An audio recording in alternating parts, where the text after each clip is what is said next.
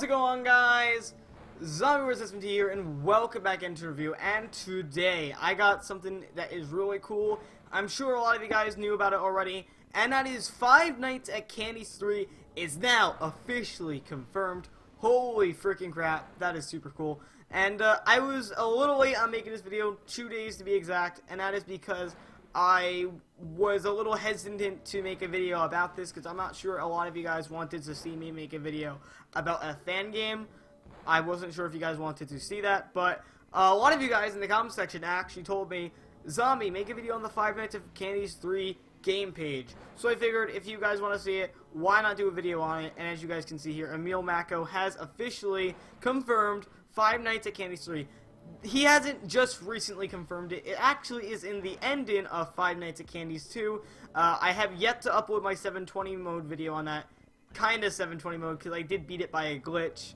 But my actual 720 mode will go up later. But in the ending of the game, it was announced that there will be a Five Nights at Candy's 3. And I have my predictions of what the game is going to be about in just a second. But let's, of course, review the Game Jolt page. So before we get ready to review, guys, slap that like button down below for Five Nights at Candy's 3. Let's go for 300 likes for this amazing news. I actually am excited about this. To be quite honest, I'm excited just as much as I am for the actual Five Nights at Freddy's games as much as I am for Five Nights at Candy's. Because Five Nights at Candy's is such a well-crafted game. It's really good. It's like its own style, and Emil Macko does a responsible job at keeping it its own game and its own community, its own fan base. It's really, really cool to see that. And it almost feels like an alternate FNAC universe. It feels like FNAC in an alternate universe. Even though it is in the same universe as Five Nights at Freddy's, it feels like if, say, Scott changed things around with FNAF and decided to focus more on Candy, Emil Macko has successfully made his own franchise, well, not franchise, but his own fan-made franchise of Five Nights at Freddy's. But with that aside, let's go over the Five Nights at Candy's 3 page. First thing first, let's rate it a perfecto, as you guys can see. And let's go over the first thing first, being the teaser image. As you guys can see here, it says a story cannot end. And it says without a beginning. So a story can't end without a beginning. And it obviously says Five Nights at Candy's 3, confirming that this is in fact a teaser. And as you guys can see, there is a nightmare rat. Can you guys believe that there is a nightmare rat, which appears to be right next to an origami Candy the cat, like an origami cat, which obviously is blue, so it must represent Candy. At least that's how my logic is. So, with that being said, that's pretty cool. But let us scroll down and let's look at the other stuff they have listed here. So as you guys can see, the game description, let's read that off. I've always liked it when it rains. The rain makes the silence go away. It feels comfy and relaxing. I don't like the silence. The silence means they're hiding. If they're hiding, they're coming closer, and if they come closer, they'll hurt me for what I did, for what I didn't do, what I couldn't do. So that is a pretty confusing description. I'm pretty sure once the game comes out, we'll have a better understanding of it. We'll understand what that means, and it will make a lot more sense. Obviously, right now, of course, we do not know what it means because the game is not out yet, and we don't have any other teaser images other than this one to add any more context to it. So let me just save that real quick. But yeah, as you guys can see here, it does say I am not seeking beta testers, so there are no beta testers that are going to be in this game. He does that with every Five Nights at Candy's game, just so that he doesn't have people spamming him through Twitter or email saying, hey, can I beta test your game? Because not even the YouTubers like me or anybody else beta test his games. He likes to release the games the way they are, which, that's fine. It's his game. He has his choice to do that. But, yeah, let's continue reading this. This is the official Five Nights at Candy's 3 game. Please don't report this game, as I, Emil Macko, the creator of Candy Cat & Co. and the Five Nights at Candy's series. You can keep also an eye on my Tumblr and Twitter accounts for updates, which I'll be sure to do that whenever there is an update for Five Nights at Candy, since apparently you guys actually like these update videos for Five Nights at Candy's. Alright, but moving on here, as you guys can see, there is the official announcement, which is what is the meat to the bone of this new page. And you guys probably want me to read this for you folks. So let me read this for you all. This is a mouthful, so I might as well get like a computer-generated voice to read this all for you. So just stay here Just stay here as I read this all for you. This game will be the final installment to Five Nights at Candy's series, and there won't be a hidden loophole that will somehow swoop back and announce the Five Nights at Candy's pre-sequel, bonus, spin-off, or anything like that. I won't make novels, comics, or an animated series, FNAF, Candy World, etc. It ends here, so this is the last game. Why is this the end? Because the story is complete. I have nothing more to add.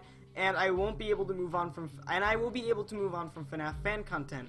Not because there isn't anything to do anymore, or because FNAF is dying, but because I personally feel like I've been there, done that, done some more, and now doing the finished touches, which is entirely true. Emil Macko did put a lot of work into the Five Nights at Candy series, and he, like I said earlier in this video, he kind of made it like his own little franchise, which I do appreciate that. But moving on here. And now, here's everyone's favorite part, explanations, because everyone totally loves explanations. Really, these are just the things I want to get off my chest. So, first thing I should have foreseen with Five Nights at Candy 2 was at some point, first people point out that the game didn't look that good / alive compared to the first game. I know that camera scenes didn't look full of props as I like, but honestly I had no idea what to put there. The game wasn't supposed to take place in a factory, part of a factory where all the conveyor belts and machines are, but rather the floor above the storage area, a place where employees would have their offices. I was never good at modeling broken interior with giant holes and walls and rubble everywhere, let alone texture it, so I chose not to do that and went for the sort of untouched facility kind of look, with natural decay on the walls and on some of the floors. And with that in mind, I didn't know of many props I could put in the scenes. I put time into the props I did end up making so they look smooth and wouldn't show any polygons like Pixar movies and such. I even rigged some of the props so I could have multiple of the same prop but with various variety of different kinds. So basically what that's saying is that a lot of people, when Five Nights at Candy's 2 first came out or before it came out, I noticed this myself, a lot of people complained that the game looked dead, which I can understand that because it had like barely any color and it wasn't like a factory, and that's because it was meant to be that way. It was meant for the theme. It made the theme of the game, in my opinion, much better, and honestly, I prefer the second game over the first game. That's my personal opinion. In Five Nights at Candy's 2, most of the characters were using the same models as the first game, only with some changes and special upgrades that allowed them to even be more high quality than before. And no, it's not just implying a subdivision or other means of smoothing, otherwise it would all look like cute little balloon animals. Even New Candy and New Cindy borrowed some of their previous models, namely the heads. The rest was brand new. I did this because the story didn't need entirely new versions of every single character. The characters were supposed to be the same. But in Five Nights at Candy's 3, I can assure you that I will only make entirely new character models. They won't just be edited versions of older models, and they won't borrow anything from previous models either. So basically what he's saying here is in Five Nights at Candy's 3, there will be brand new models for each of the characters. I'm also hoping to bring more Easter eggs / references to YouTubers in Five Nights at Candy's 3, but no new YouTuber animatronics. I didn't make a new one for Markiplier in Five Nights at Candy's 2, and I didn't want to just use the old model, so I got a 16-second sound of a spooky Markiplier as an Easter egg. I had already, at the time, made a Scribble Netty model, and that's particularly why she's in the game as an Easter egg. I'm not going to make a Nightmare Markiplier or anything like that. I'll find another way to bring YouTuber Easter eggs in the game. They probably won't be triggered to actually do anything. They'll most likely just make a background appearance.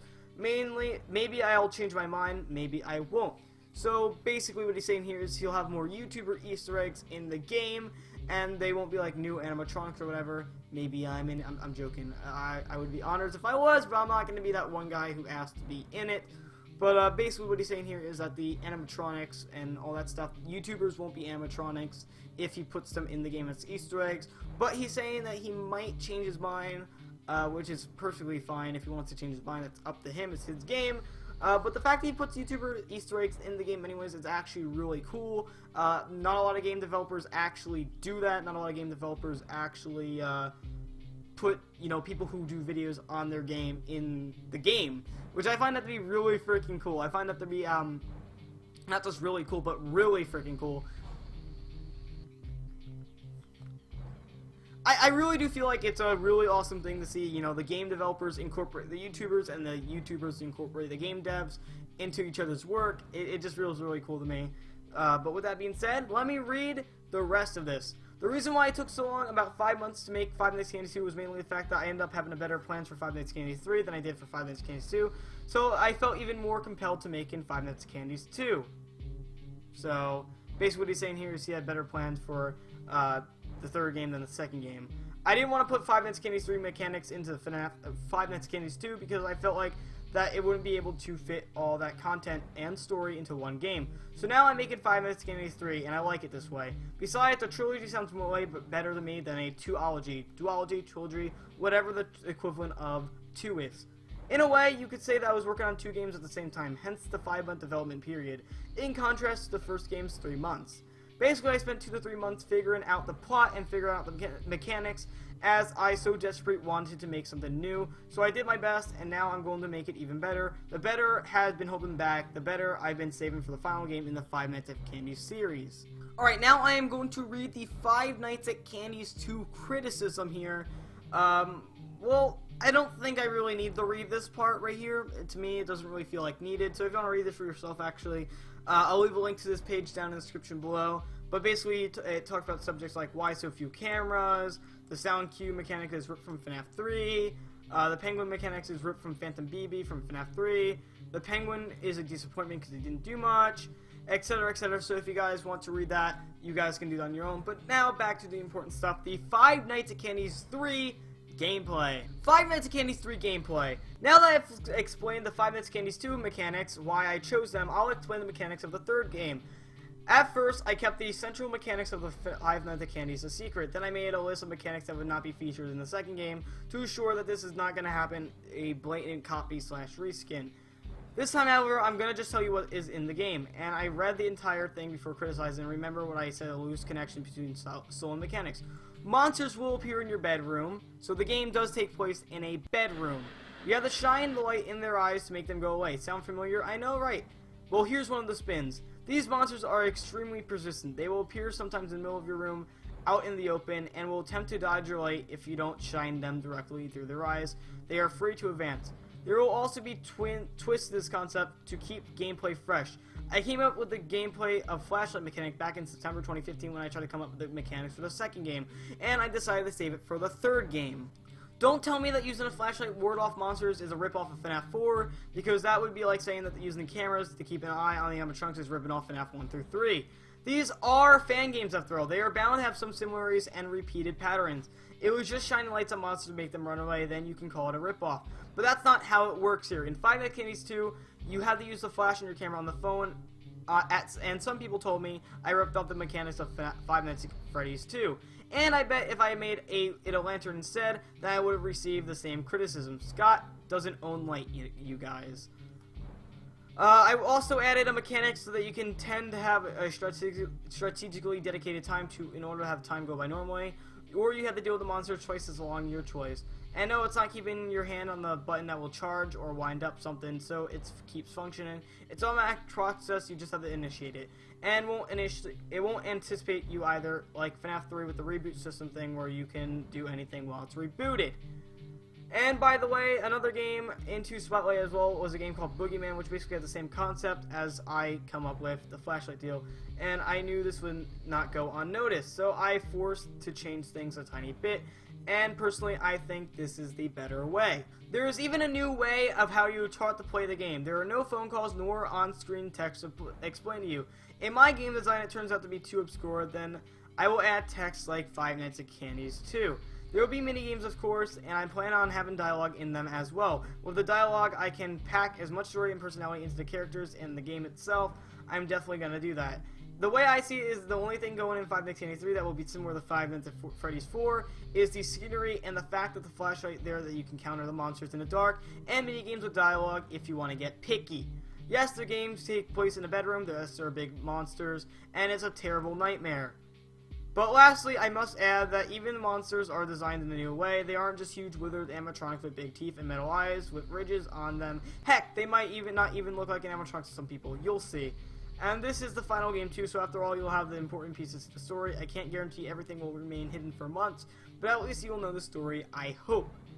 And as the details and visuals in Five Nights at Candy's 3, I feel a lot more confident, seeing as everyone will take place in one scene.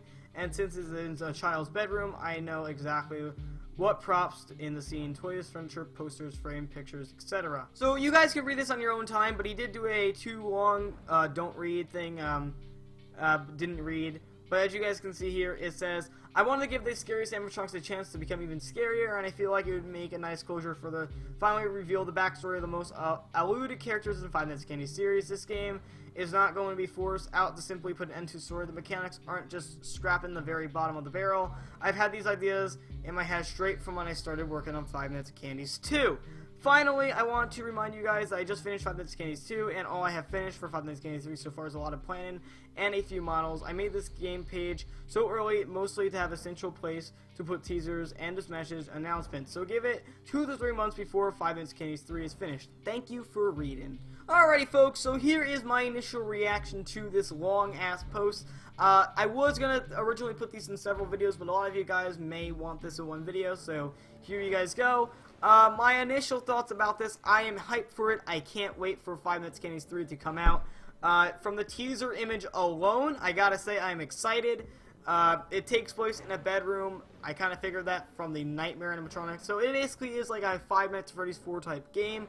But you guys gotta remember, it is a fan game still, so of course it's gonna be similar to Five Nights at Freddy's. It is a parallel game to Five Nights at Freddy's. It is a fan game. That is the reason why. That is, if you actually go in Game Jolt and you go here, it is in the Five Nights at Freddy's section because it is a fan game. Of course it's gonna be similar to Five Nights at Freddy's. So yeah, guys, that's really all I can talk about for today. That is all the updates I have on the game. If there is any more updates that are important about Five Nights at Candy's, I will tell you guys in another video. But for now, this is everything there is to the game. I can't wait for it to come out, of course. And I will be playing this on my channel when it does come out. So thank you guys so much for the people who requested me to do a video on this. Here you guys go. This is the video about Five Nights at Candy's 3. And like I said, I will update you guys if there is any more news in the future. But anyways, guys, I'm Zombie. I'll see you next time. If you're new to my channel, make sure you subscribe, leave a like, and I'll see you next time. Peace out. Don't do that. Alright. I did it.